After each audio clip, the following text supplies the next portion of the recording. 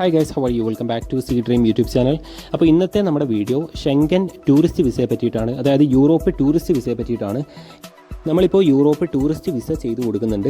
അപ്പോൾ ടൂറിസ്റ്റ് വിസയിൽ പോയാൽ നമുക്ക് എന്തെങ്കിലും ബെനിഫിറ്റ് ഉണ്ടോ, അതുപോലെ തന്നെ എങ്ങനെ ആപ്ലിക്കേഷൻ കൊടുക്കണം, എന്തൊക്കെ ഡോക്യുമെൻറ്റ്സ് വേണം, അതുപോലെ എത്രയാണ് എമൗണ്ട് വരിക, ഇങ്ങനെയുള്ള കംപ്ലീറ്റ് കാര്യങ്ങൾ നമ്മൾ ഈ ഒരു വീഡിയോയിൽ പറയും. അപ്പോൾ ആരും വീഡിയോ സ്കിപ്പ് ചെയ്യാതെ ഫുള്ളായിട്ട് വാച്ച് ചെയ്യാം കേട്ടോ.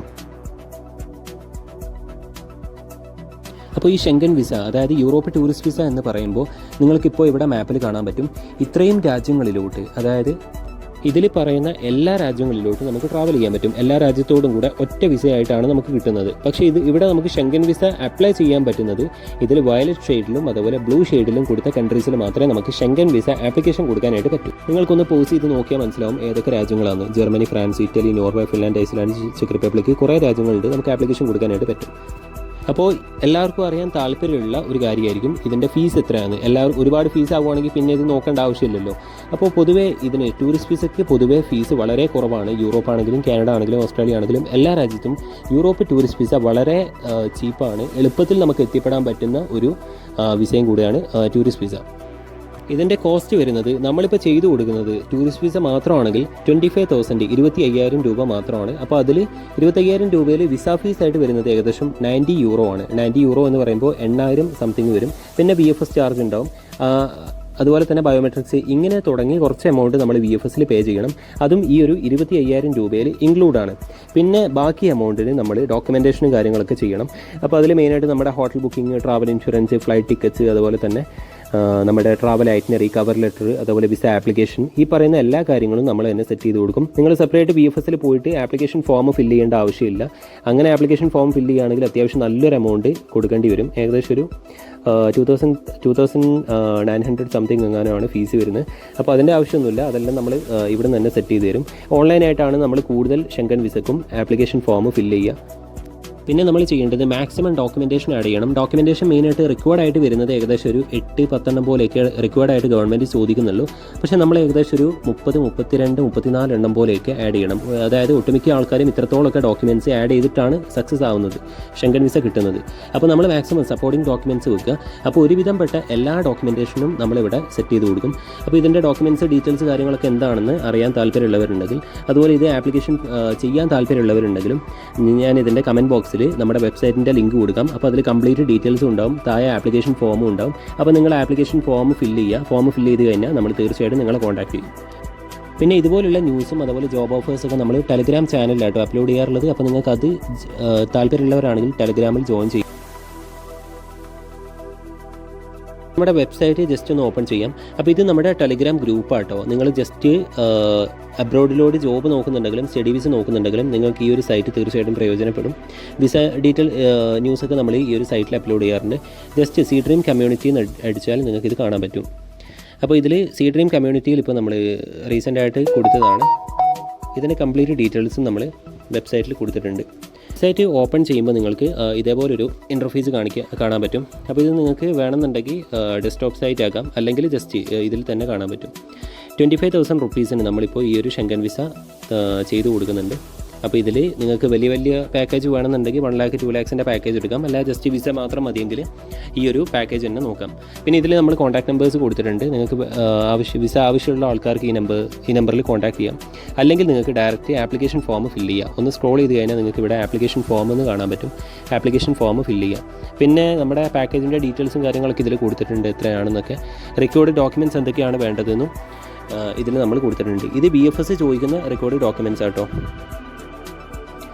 ജസ്റ്റ് നിങ്ങൾ ആപ്ലിക്കേഷൻ ഫോം ഇവിടെ ക്ലിക്ക് ചെയ്ത് കഴിഞ്ഞാൽ സബ്മിറ്റ് ചെയ്യാൻ പറ്റും. ജസ്റ്റ് നിങ്ങളുടെ പേര് കൊടുക്കുക. പിന്നെ അങ്ങനെ ജസ്റ്റ് ഒരു ബേസിക് ഐഡിയ മാത്രം മതി. അങ്ങനെയാണെങ്കിൽ നിങ്ങൾക്ക് തീർച്ചയായിട്ടും നിങ്ങളെ കോൺടാക്ട് ചെയ്യാം.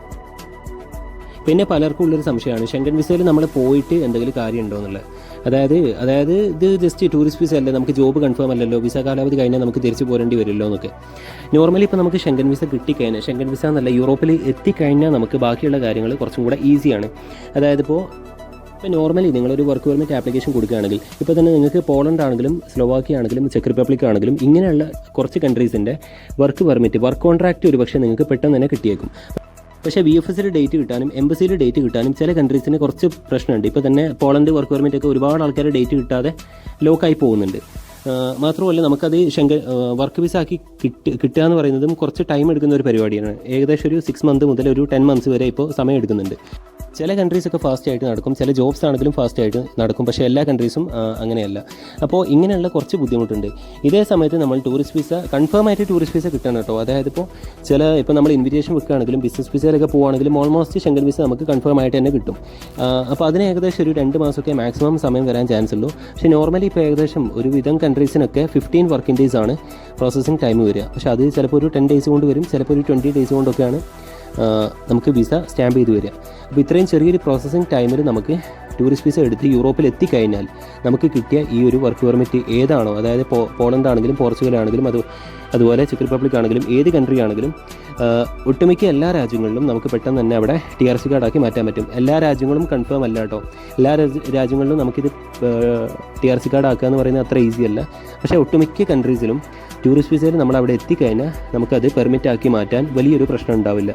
അപ്പോൾ ഇവിടെ നിങ്ങൾക്ക് ജോബ് കൺഫേം ചെയ്തിട്ട് തന്നെ യൂറോപ്പിലോട്ട് പോകാൻ പറ്റും ഈ ഒരു ടൂറിസ്റ്റ് വിസയിൽ തന്നെ. പിന്നെ ഇതിൽ വരുന്ന ചെറിയൊരു മൈനസ് പോയിന്റ് എന്താണെന്ന് വെച്ചാൽ ടൂറിസ്റ്റ് വിസ റഫ്യൂസലാണ്. റഫ്യൂസൽ ഇപ്പോൾ നമ്മൾ ഷെങ്കൻ വിസ നമുക്ക് ഒരിക്കലും ഒരു ഗ്യാരണ്ടി കൊടുക്കാനായിട്ട് പറ്റില്ല. കാര്യം കംപ്ലീറ്റ് ഇപ്പോൾ നമ്മുടെ സ്വന്തം പ്രൊഫൈൽ വെച്ച് ആപ്ലിക്കേഷൻ കൊടുക്കുമ്പോൾ നമ്മൾ തിരിച്ച് നമ്മുടെ നാട്ടിലോട്ട് വരുന്നുള്ളതിന് ഒരു സോളിഡ് പ്രൂഫ് കൊടുക്കണം, അല്ലെങ്കിൽ ഷെങ്കൻ വിസ റഫ്യൂസൽ ആവാനുള്ള ചാൻസ് ഉണ്ട്. പക്ഷേ കുറച്ച് മുമ്പൊക്കെ ഇപ്പോൾ 2022-23 ആ ടൈമിലൊക്കെ നല്ലപോലെ റഫ്യൂസൽസ് വന്നിട്ടുണ്ടായിരുന്നു. പക്ഷേ ഇപ്പോൾ ഒരു ഒട്ടുമിക്ക കൺട്രീസിലും ടൂറിസ്റ്റ് വിസ കിട്ടുന്നുണ്ട്. ലാസ്റ്റ് നമ്മളൊരു വീഡിയോ ചെയ്തിട്ടുണ്ടായിരുന്നു. ഏറ്റവും കൂടുതൽ ഷെങ്കൻ വിസ 99% ഷെങ്കൻ വിസ കിട്ടുന്ന കുറച്ച് കൺട്രീസിൻ്റെ വീഡിയോ ചെയ്തിട്ടുണ്ടായിരുന്നു. അപ്പോൾ നിങ്ങൾക്ക് അത് നോക്കിയിട്ട് കൺട്രി ചൂസ് ചെയ്യാൻ പറ്റും, ഏത് രാജ്യത്തോട്ടാണ് ആപ്ലിക്കേഷൻ കൊടുക്കാൻ പറ്റുക എന്നുള്ളത്. അപ്പോൾ താല്പര്യമുള്ളവർക്ക് ആ ഒരു വീഡിയോ നമ്മുടെ ചാനലിൽ ചെക്ക് ചെയ്താൽ കാണാൻ പറ്റും. പിന്നെ വിസ റിജക്ഷൻ ആവുന്ന റീസൺ എന്ന് പറയുമ്പോൾ ഇപ്പോൾ നമുക്ക് എന്തായാലും റിജക്ഷൻ ലെറ്റർ കിട്ടും, എന്തുകൊണ്ടാണ് റിഫ്യൂസൽ ആയത് എന്നുള്ള. ചിലപ്പോൾ അവർ കൂടുതലും കൊടുക്കുക നമ്മുടെ ഇൻറ്റൻഷൻ കറക്റ്റ് അല്ല, അവർക്കത് സാറ്റിസ്ഫൈഡ് ആയില്ല, അങ്ങനെയൊക്കെ പറഞ്ഞാണ് കിട്ടുക. എന്ന് വെച്ചാൽ മെയിനായിട്ട് നമ്മൾ പോയാൽ തിരിച്ചു വരില്ല എന്നുള്ള ആ ഒരു റീസണാണ് കൂടുതൽ പേർക്കും റിജക്ഷൻ റീസണായിട്ട് വരിക. പക്ഷേ നമ്മൾ നല്ല രീതിയിൽ സ്ട്രോങ് ആയിട്ട് ഡോക്യുമെൻറ്റ്സ് വെച്ചാൽ എന്തായാലും ടൂറിസ്റ്റ് വിസ കിട്ടും. പിന്നെ ഷുവർ ഷോട്ട് വിസ ഉണ്ടോ എന്ന് കുറേ ആൾക്കാർ ചോദിക്കും. ഷുവർ ഷോട്ട് വിസ എന്ന് പറയുമ്പോൾ കുറേയൊക്കെ എന്ന് വെച്ചാൽ 100% നമുക്ക് എന്തായാലും ക്യാഷ് കൊടുത്താൽ വിസ കിട്ടും എന്ന് വെച്ചാൽ അതെന്താ സംഭവം എന്ന് വെച്ചാൽ കൂടുതൽ ഇപ്പോൾ ബിസിനസ് വിസ അല്ലെങ്കിൽ ഇപ്പോൾ ടൂർ ഇൻവിറ്റേഷനോ അങ്ങനെയൊക്കെയുള്ള പല ഇൻവിറ്റേഷൻസും ആയിരിക്കും. അപ്പോൾ അങ്ങനെ ഇൻവിറ്റേഷൻ വെച്ച് കഴിഞ്ഞാൽ നമുക്ക് ഒരു പക്ഷേ വിസ കിട്ടാനുള്ള ചാൻസ് ഉണ്ട്. ഇപ്പോൾ തന്നെ നമ്മളിപ്പോൾ ഒരു ടൂർ പാക്കേജിലൊക്കെ പോവുകയാണെങ്കിൽ അല്ലെങ്കിൽ യൂറോപ്പിൽ ഇപ്പോൾ ഏതെങ്കിലും ഒരു കമ്പനി നമ്മൾ ടൂർ ബുക്ക് ചെയ്തിട്ടോ അങ്ങനെയൊക്കെ ഇൻവിറ്റേഷനായിട്ട് കിട്ടണം. നമ്മളിപ്പോൾ ഏതെങ്കിലും ഒരു കളി കാണാനോ അല്ലെങ്കിൽ അങ്ങനെയൊക്കെ ഏതെങ്കിലും ഒരു ടിക്കറ്റ് ബുക്ക് ചെയ്താൽ ജസ്റ്റ് അത് നമ്മുടെ ഒരു സപ്പോർട്ടിംഗ് ഡോക്യുമെൻ്റ് ആയിട്ട് മാത്രമേ അവർ കണക്കാക്കൂ. അല്ലാതെ വിത്ത് ഇൻവിറ്റേഷൻ എന്ന് പറയുന്ന വേറൊരു സെപ്പറേറ്റ് ഡോക്യുമെൻ്റ് തന്നെ നിങ്ങൾ കൊടുത്തു കഴിഞ്ഞാൽ നിങ്ങൾക്ക് ഓൾമോസ്റ്റ് ഒരു 100% എന്തായാലും വിസ കിട്ടും. ഇപ്പോൾ അതുവരെ അങ്ങനെ റഫ്യൂസലാവുന്നത് വളരെ കുറവാണ്. പക്ഷേ അതിന് അത്യാവശ്യം നല്ലൊരു എമൗണ്ട് കോസ്റ്റ് വരും അങ്ങനെ നിങ്ങൾ പോകുമ്പോൾ. ഇപ്പോൾ ഒരു ടൂർ നോർമലി ഇപ്പോൾ നമ്മളൊരു ടൂറായിട്ട് പോകുമ്പോൾ എന്തായാലും ഒരു 2-3 ലക്ഷം രൂപ കോസ്റ്റ് വരാൻ ചാൻസ് ഉണ്ട് നാട്ടിലുള്ള ഏതെങ്കിലും ഒരു ഏജൻസി ത്രൂ നിങ്ങൾ ടൂറായിട്ട് പോകുമ്പോൾ. പക്ഷേ സെയിം ടൈമിൽ യൂറോപ്പിലുള്ള ഏതെങ്കിലും ഏജൻസി ത്രൂ ടൂർ പോവുകയാണെങ്കിൽ കുറച്ചും കൂടെ എമൗണ്ട് കൂടും. പക്ഷേ എനിക്ക് തോന്നുന്നത് 100% വിസയാണ്. അപ്പോൾ അങ്ങനെ വിത്ത് ഇൻവിറ്റേഷനിലും നമുക്ക് ചെയ്ത് കൊടുക്കാൻ പറ്റും.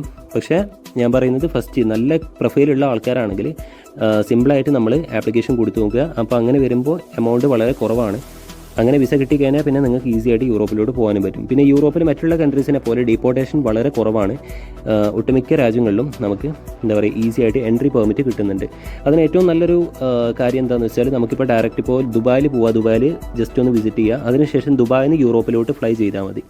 അത് ഒട്ടുമിക്ക ആൾക്കാർക്കും വലിയ രീതിയിൽ അങ്ങനെ ബുദ്ധിമുട്ട് വരാറില്ല, സിമ്പിളായിട്ട് എൻ്റർ ചെയ്യാൻ പറ്റും. അപ്പോൾ ഇതിൽ ഇൻട്രസ്റ്റ് ഉള്ളവർ ആപ്ലിക്കേഷൻ ഫോം ഫില്ല് ചെയ്താൽ മതി കേട്ടോ. പിന്നെ നിങ്ങൾ കാനഡ, ഓസ്ട്രേലിയ, യൂറോപ്യൻ കൺട്രീസിലോടൊക്കെ വിസ ഇൻഫർമേഷൻ അറിയാൻ താല്പര്യമുണ്ടെങ്കിലും അതുപോലെ ജോബ് ഇൻഫർമേഷൻ അറിയാൻ താല്പര്യമുണ്ടെങ്കിലും തീർച്ചയായിട്ടും നിങ്ങൾക്ക് ഈ ചാനൽ പ്രയോജനപ്പെടും. അപ്പോൾ ഇതിൽ വീഡിയോ ഇഷ്ടപ്പെട്ട ആൾക്കാർ ലൈക്ക് ചെയ്യുക, അതുപോലെ സപ്പോർട്ട് ചെയ്യുക, സബ്സ്ക്രൈബ് ചെയ്യുക.